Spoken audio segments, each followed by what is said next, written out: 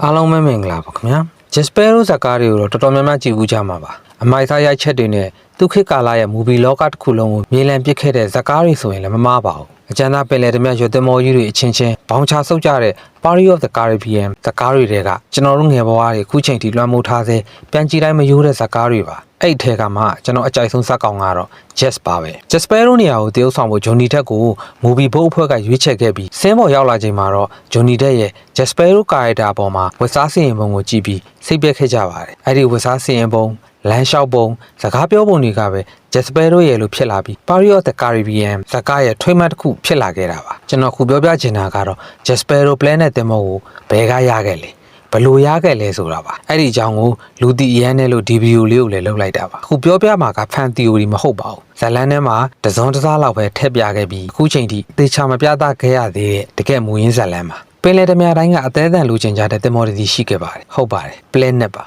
Planet တင်မောကိုပင်လယ်ဓမြတွေမဟုတ်ပါဘူးအင်္ဂလန်ရေတပ်ကပါအရန်လူချင်းခဲ့တာပါဘာလို့လဲဆိုတော့ Caribbean ပင်လယ်မှာ Black Bear လို့ခေါ်တဲ့ Planet တင်မောကအမြန်ဆုံးမို့လို့ပါဒါကအပြောမဟုတ်ပါဘူးဘရင်ရေတပ်ရဲ့အမြန်ဆုံးမှဆိုတဲ့ Intersparta ထက်မြန်အောင်ရွက်လင့်ပြခဲ့တယ်လို့ကျင်းသားတဲ့တင်မောကြီးဖြစ်တဲ့ Flying Dutchman ကိုလည်းအချိန်ချင်းနောက်ကောက်ချချန်ထားခဲ့တာပါနောက်ဆုံးဆေလူဝါဆေလို့ပြောကြတဲ့မော်တင်မောကြီးဖြစ်တဲ့ Queen and Robert ထက်တောင် Planet ကပိုမြန်နေပါသေးတယ်Planet ကိုဖမ်းလို့မရတော့လို့တင်သားခေါ်ကြပါသေးတယ်ဒီတော့ Planet ကဘာလို့ဒီလောက်မြန်နေတာလဲအစကတည်းကဒီလိုမြန်လာတဲ့တင်မောကို Jaspero ကရခဲ့တာလားဒါမှမဟုတ် Jaspero ကြောင့် Planet ကအမြန်ဆုံးတင်မောဖြစ်လာခဲ့ရတာလားဆိုတာကျွန်တော်တို့ကြည့်လိုက်အောင်ပါ Planet ကိုစောက်လုပ်ခဲ့တာစပိန်တွေပါရေချတဲ့မှာ Wicked Swan ကောက်ကျစ်တော်ခင်ပြိုမဒီလို့အမည်ပေးခဲ့ကြတာပါ Wicked Swan ရဲ့ကပရင်ကကပရီမော်ဂန်ပါကပရီမော်ဂန်ဆိုတာပင်လယ်ဓမြတိုင်းမဖြစ်မနေလိုက်နိုင်ရမယ်ပိုင်ရကုတ်ကိုရေးဆွဲခဲ့တဲ့နှစ်ယောက်ထဲကတစ်ယောက်လည်းဖြစ်ပါတယ်သူများမြခုံးမွေးပေါ်မှာဇင်းညံရှောက်အောင်မစောင်းဝင်အိပ်ပျော်ကြတဲ့လူညစ်ပတ်တွေဖြစ်တဲ့ပင်လယ်ဓမြတိုင်းအသေးအလဲကြောက်ရတဲ့ပင်လယ်ဓမြဦးတွေပိုင်ရကုတ်ကိုရေးဆွဲတယ်ဆိုကြတဲ့ဒီလူဟာနည်းနည်းရမဟုတ်ဘူးဆိုတာတော့သိကြမှာပါဒီနေ့ကပရီမော်ဂန်ရဲ့ Wicked Swan နဲ့ကပရင်ဆာလာဆာရဲ့ Silent Mary တို့ထိတ်တိုက်တွေ့ပြီးဘောင်ချဆုပ်ကြတော့အင်အားလွန်ကြီးတဲ့ Silent Mary ကိုမခံနိုင်ပဲကပရီမော်ဂန်လည်းကြဆုံးသွားခဲ့ပါတယ်ကပရီမော်ဂန်ကမသိခင်မှာသူ့ရဲ့တန်လိုက်အိမ်မြောင်နဲ့ Wicked Swan ကိုအဲ့ဒီအချိန်ကလူငယ်လေးသာရှိသေးတဲ့ Jes ကိုပေးခဲ့ပါတယ်တကယ်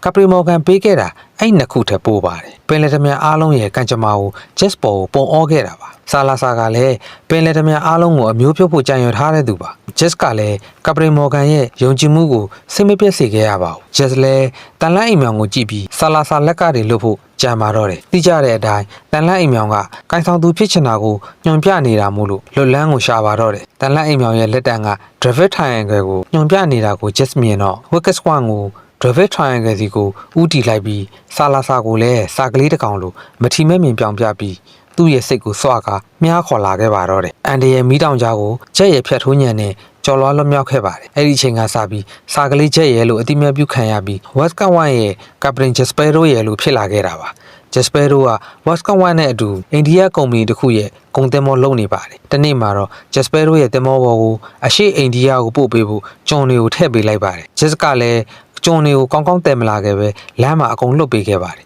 အဲ့ဒီအချိန်ကစပြီးကတလာဘက်ကနဲ့ရန်သားအစပါတော့တယ်အလစ်မှာကပရင်ဘက်ကကအင်အားလုံးရင်းနဲ့ West Kawan နဲ့ Jes ကိုပင်လယ်ရေအောက်ကိုမြုပ်ပစ်လိုက်ပါတော့တယ်အဲ့ဒီချိန်မှာ Flying Dutchman ရဲ့ကပရင်ဒေးဗစ်ဂျုံရောက်လာပြီး Jet ရဲ့အသက်ကိုကယ်ပေးမယ်ဒါပေမဲ့သူ့ရဲ့တင်မောမှာအနှစ်တရာအမှုထမ်းရမယ်လို့ကန့်လန့်လာခဲ့ပါတယ်Jet ဆိုတာကလည်းအားလုံးသိကြတဲ့အတိုင်းကရုံးမော်ထိတ်ကော့တတ်တဲ့လူပါသူကအ